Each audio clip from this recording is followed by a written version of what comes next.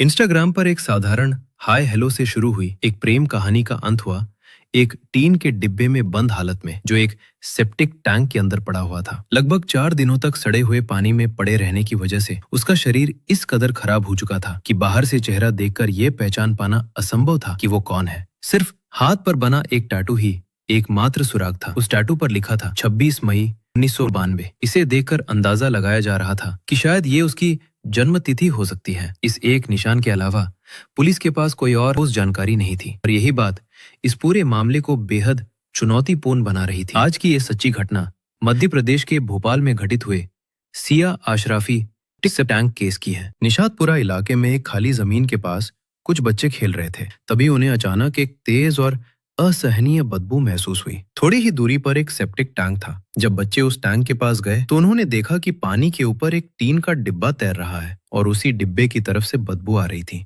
स्थानीय लोगों को मामला संदिग्ध लगा। तुरंत निशातपुरा थाने में फोन किया गया। सूचना मिलते ही थाने से एक पुलिस टीम घटनास्थल पर पहुंची। पुलिस और कुछ स्थानीय लोगों की मदद से उस टीन के डिब्बे को बाहर निकाला गया। जैसे ही डिब्बा खोला गया, अंदर से एक व्यक्ति का निर्जीव शरीर बरामद हुआ। शरीर की हालत बेहद खराब थी, लगभग पहचान से परे।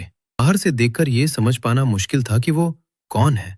हालांकि शारीरिक बनावट से ये अंदाजा लगाया जा रहा था कि वो एक महिला थी। उसके हाथ पर एक टैटू बना हुआ था जिस पर लिखा था 26 मई 1992। इसे देखकर माना जा रहा था कि ये शायद उसकी जन्म तिथि हो सकती है, लेकिन इस तारीख के अलावा उसके पास से कोई दस्तावेज, पहचान पत्र या ऐसी कोई चीज बरामद नहीं हुई जिससे ये पता लगाया जा सके कि वो वास्तव में कौन थी, वो कहाँ से आई थी और उसके साथ इतनी दर्दनाक वारदात किसने की।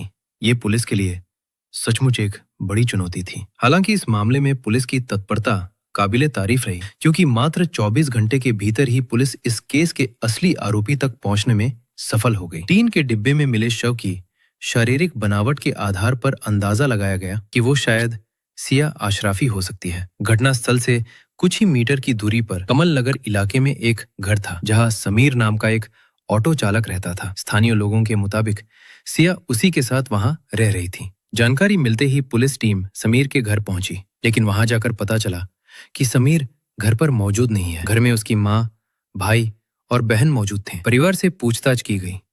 साथ ही पुलिस ने समीर के सोशल मीडिया अकाउंट्स की भी जांच शुरू की। जांच के दौरान पुलिस को सोशल मीडिया पर समीर की कुछ तस्वीरें मिली, जिनमें वो सिया अशराफी नाम की एक लड़की के साथ नजर आ रहा था। इन्हीं तस्वीरों में सिया के हाथ पर बना वही टैटू साफ दिखाई दे रहा था जिस पर लिखा था 26 मई 1992। यहीं से पुलिस अधिकारियों को ये पुष्टि हो गई कि टीन के डिब्बे में मिला शव वास्तव में सिया अशराफी का ही है। इसके बाद पुलिस समीर की माँ, भाई और बहन को गहन पूछताछ के लिए थाने ले गई। पूछताछ के दौरान वे टूट गए और एक एक कर सच्चाई सामने आने लगी। दरअसल सिया अशराफी की हत्या समीर ने गला कर की थी। हत्या के बाद शव को छिपाने में उसके परिवार ने की मदद की थी। लेकिन आखिर सिया के साथ इतना दर्दनाक कदम क्यों उठाया गया, इसका खुलासा थोड़ी देर में। हत्या के बाद एक दिन तक सिया के शव को घर में ही एक टीन के डिब्बे में बंद करके रखा। अगले दिन उन्होंने योजना बनाई कि किसी भी तरह ऐसी जगह ठिकाने लगाया जाए कि कोई उन तक ना पहुंच सके। सोमवार और मंगलवार की दरमियानी रात घर से कुछ दूरी पर स्थित एक खाली जमीन के पास बने सेप्टिक टैंक में उस डिब्बे को फेंक दिया गया जिसमें सिया का शव बंद था। इसके बाद वे रात के अंधेरे में वापस लौट आए और ऐसे व्यवहार करने लगे जैसे कुछ हुआ ही न हो। लेकिन पुलिस की गहराई से की गई जांच, समीर के मोबाइल लोकेशन ट्रैकिंग और मुखबिरों की मदद से आखिरकार समीर को पकड़ लिया गया। उसे गिरफ्तार कर निशातपुरा थाने लाया गया, जहां आगे की पूछताछ शुरू हुई। पुलिस की पूछताछ के दौरान समीर ने स्वीकार किया उसने गुस्से में आकर ये खौफनाक कदम उठा लिया। दरअसल इस पूरे मामले के पीछे समीर और सिया दोनों के अतीत से जुड़ी कुछ ऐसी बातें थीं इस घटना से गहराई से संबंधित थीं। इन रिश्ते की शुरुआत में दोनों ने ही एक दूसरे से कुछ सच्चाइयां छिपाई थीं। शुरुआत में छोटे छोटे झूठ, जिन्हें अक्सर लोग नए रिश्तों में नजरअंदाज कर देते हैं, लेकिन वही झूठ बाद में एक ऐसी भयावह मोड़ पर पहुंच गए जिसकी किसी ने कल्पना भी नहीं की थी। असल में समीर पहले से शादीशुदा था और 2 बच्चों का पिता था। वो किराए पर ऑटो चलाकर अपने परिवार का खर्च चलाता था। एक दिन इंस्टाग्राम स्क्रॉल करते समय अचानक सिया अशराफी की एक तस्वीर उसके शॉर्ट फीड में दिखाई दी। वहीं से समीर को सिया अच्छी लगने लगी। उसने प्रोफाइल पर क्लिक किया और उसकी अलग अलग तस्वीरें देखने लगा। धीरे धीरे दिलचस्पी बढ़ने लगी। फिर एक साधारण हाय हेलो से बातचीत शुरू हुई। बातचीत दोस्ती में बदली और दोस्ती धीरे धीरे प्यार में बदल गई। करीब 1 साल से भी ज्यादा समय तक सिया और समीर इंस्टाग्राम पर एक दूसरे से जुड़े रहे। ऑनलाइन बातचीत ने एक ऐसे रिश्ते का रूप ले लिया जिसे दोनों ने प्यार का नाम दे दिया। सिया महाराष्ट्र के गोंदिया जिले की रहने वाली थी। जांच में यह सामने आया कि वो भी शादीशुदा थी और उसकी उम्र लगभग 33 वर्ष थी। हालांकि वो अपने पति के साथ रह रही थी, लेकिन दोनों के बीच संबंध अच्छे नहीं थे। आए दिन उनके बीच झगड़े होते रहते थे। इसी बीच जब इंस्टाग्राम पर उसकी बातचीत समीर से शुरू हुई तो समीर ने खुद को सिंगल बताया और ये भी कहा कि वो एक अच्छी नौकरी करता है। इन बातों पर भरोसा करते हुए सिया धीरे धीरे समीर के प्यार में पूरी तरह डूब गई। कुछ समय बाद उसने अपने पति को छोड़ दिया और समीर के साथ रहने के लिए महाराष्ट्र से मध्य प्रदेश के भोपाल आ गई। वहां वो समीर के साथ एक किराए के मकान में लिव इन रिलेशनशिप में रहने लगी। शुरुआत के कुछ दिन उनके रिश्ते में सब कुछ ठीक ठाक चल रहा था, लेकिन एक दिन अचानक सिया को सच्चाई का पता चला। समीर सिंगल नहीं था, वो पहले से शादीशुदा था। उसके 2 बच्चे थे और वो किसी बड़ी नौकरी में नहीं बल्कि केवल ऑटो था। ये सच जानकर सिया बेहद नाराज हो गई। इसके बाद दोनों के बीच लगातार झगड़े शुरू हो गए। कुछ समय बाद समीर सिया को अपने कमल नगर स्थित घर ले आया। जब उसकी पत्नी ने सिया को समीर के साथ देखा और उनके रिश्ते के बारे में जाना तो परिवार में भारी विवाद खड़ा हो गया। घर का माहौल पूरी तरह तनावपूर्ण हो गया। समीर और सिया के बीच झगड़े बढ़ते गए। सिया ने समीर से शादी करने की मांग रखी, लेकिन समीर पहले से शादीशुदा था और उसके 2 बच्चे भी थे। वो सिया के साथ लिव इन में रह तो रहा था, लेकिन उससे शादी करने के लिए तैयार नहीं था। दूसरी तरफ सिया लगातार उस पर शादी का दबाव बनाती रही।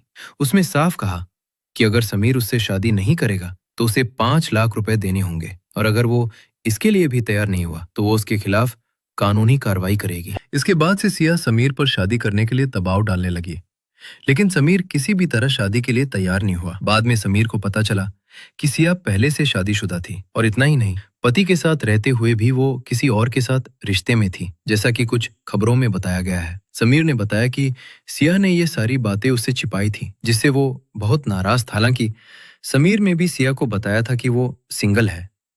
असल में दोनों ने एक दूसरे से कई बातें छिपाई थी। इसी वजह से अक्सर उनके घर में झगड़े होते थे, जैसा कि कई पड़ोसियों ने पुलिस अधिकारियों को बताया। इधर समीर की पत्नी अपने पति की इन हरकतों से नाराज होकर अपने मायके जबलपुर चली गई। इसके बाद सिया और समीर के बीच फिर से झगड़ा शुरू हुआ और गुस्से में आकर समीर ने गलवाकर उसकी हत्या दी। इसके बाद समीर को समझ नहीं आ रहा था कि वो क्या करे, इसलिए उसने सिया की बॉडी और सबूत मिटाने की योजना बनाई। उसने घर में रखे एक बड़े टीन के बक्से में उसे भर दिया, लेकिन एक दिन बीतने के बाद उन्हें लगा कि इसे यहाँ रखना ठीक नहीं होगा। इसलिए सोमवार और मंगलवार की आधी रात को समीर ने अपनी माँ, भाई और बहन की मदद से बक्से में बंद सिया की बॉडी को अपने घर से कुछ ही मीटर दूर एक सेप्टिक टैंक में फेंक दिया। एक दिन बीत गया। आसपास के किसी पड़ोसी को कुछ भी शक नहीं हुआ, लेकिन लगभग 4 दिन गुजर जाने के बाद, यानी गुरुवार की शाम के करीब, जब कुछ बच्चे सेप्टिक टैंक के पास खेल रहे थे, तब उन्हें तेज और असहनीय बदबू महसूस हुई। बच्चों ने यह जानने की कोशिश की कि बदबू आखिर आ कहां से रही है। जैसे ही वे सेप्टिक टैंक के पास पहुंचे, उन्होंने देखा कि पानी के ऊपर एक टीन का डिब्बा तैर रहा है। संदेह होने पर कुछ स्थानीय लोगों ने तुरंत पुलिस को सूचना दी। पुलिस मौके पर पहुंची, टैंक से उस डिब्बे को बाहर निकाला और शव को पोस्टमार्टम के लिए पास के अस्पताल भेज दिया गया। पोस्टमार्टम रिपोर्ट में पुष्टि हुई कि गला दबाकर हत्या की गई थी। निशातपुरा थाने के पुलिस अधिकारियों ने बताया कि इस मामले में समीर की पत्नी की भूमिका भी जांच के दायरे में है। उसे भी पूछताछ के लिए शामिल किया गया है। हालांकि समीर की मां, भाई और बहन को गिरफ्तार कर लिया गया है, क्योंकि उन्होंने शव को ठिकाने लगाने और सबूत मिटाने में समीर की मदद की थी। ये मामला फिलहाल पुलिस जांच के अधीन है। सभी सबूत और तथ्यों को इकट्ठा करने के बाद केस अदालत में पेश किया जाएगा। अब अदालत ही तय करेगी कि समीर और उसके सहयोगियों को इस अपराध के लिए क्या सजा दी जाएगी। कभी कभी कुछ रिश्ते इंसान की जिंदगी में एक भयानक रूप ले लेते हैं। आज की ये घटना भी कुछ ऐसी ही है। शुरुआत में जो रिश्ते बेहद मधुर और खूबसूरत लगते हैं, उनका अंत कभी कभी बहुत दर्दनाक और भयावह हो सकता है। इसलिए किसी भी रिश्ते में कदम रखने से पहले गहराई से सोच विचार करना जरूरी है। किसी भी प्रकार का अपराध कभी सही नहीं होता। यदि आप कभी किसी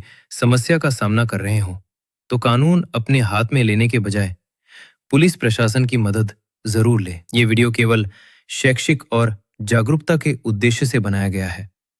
इसमें दी गई सभी जानकारी इंटरनेट पर सार्वजनिक रूप से उपलब्ध स्रोतों पर आधारित है। वीडियो में दिखाए गए कुछ फोटो या दृश्य एआई द्वारा तैयार किए गए हैं, जिनका वास्तविक घटनाओं या व्यक्तियों से सीधा संबंध नहीं है। कृपया इसे लेकर किसी प्रकार की भ्रम की स्थिति में न पड़ें। अगर आपको ये वीडियो उपयोगी लगा हो तो हमारे चैनल को सब्सक्राइब करें और हमारे साथ जुड़े रहें। वीडियो को ज्यादा से ज्यादा शेयर करें ताकि लोग जागरूक बने और अपराध से दूर रहें। और हाँ, इस मामले के बारे में आपकी क्या राय है, हमें कमेंट बॉक्स में जरूर बताएं।